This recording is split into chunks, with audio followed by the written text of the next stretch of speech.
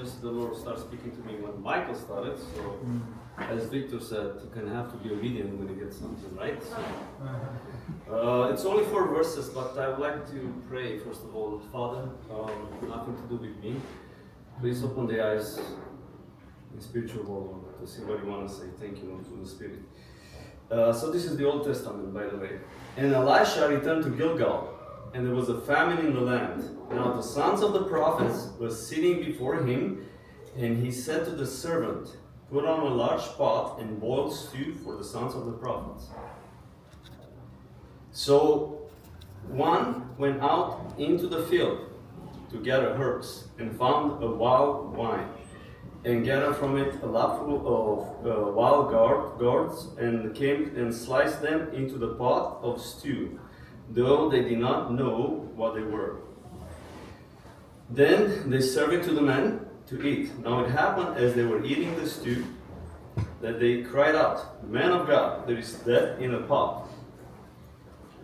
And they could not eat it.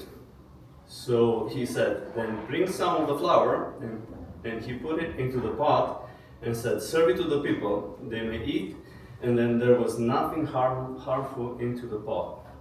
And I didn't know why the Lord is giving me this a couple hours ago. But it starts to make sense, because when he starts speaking to me, then Chuck was talking about the Word and the baptism. And then we also were talking about AI. And then he came in, so it all starts to line up. So, Lord, thank you for your message, but it all starts with Elisha, which is a picture of Christ. He was doubly anointed, if you remember, when Elijah left, right? Because this is, we know what happened here. So Elisha returned to Gilgal, and there was a famine in the land.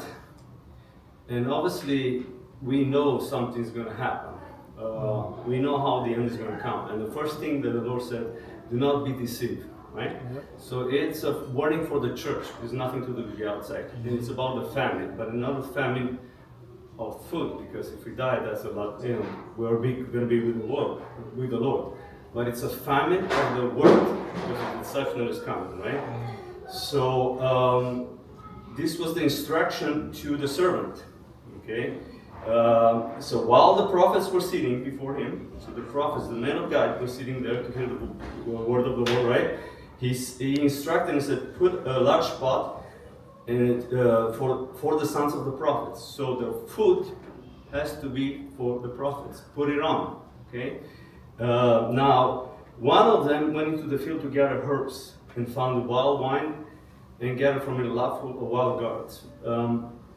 We know that every time when the Lord fed, he never asked someone to go outside. What did he say? "What do you have in hand?" Right?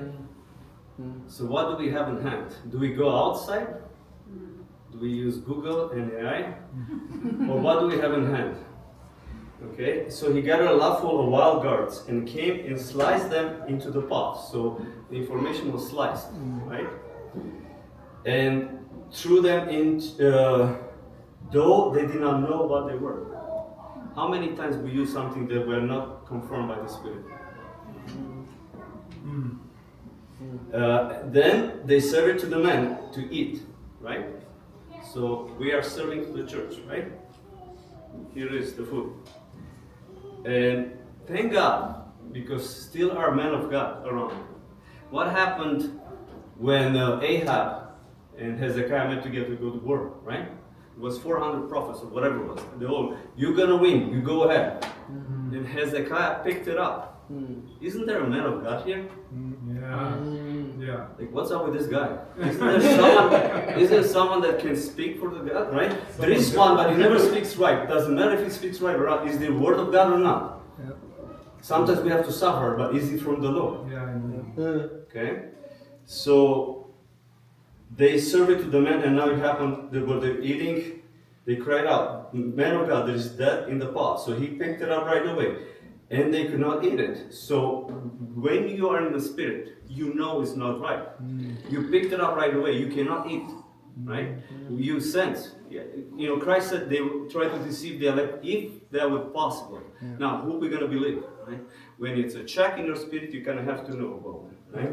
Yep. So he said to them, bring flour.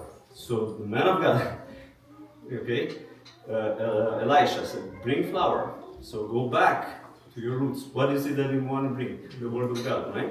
Go back to the original.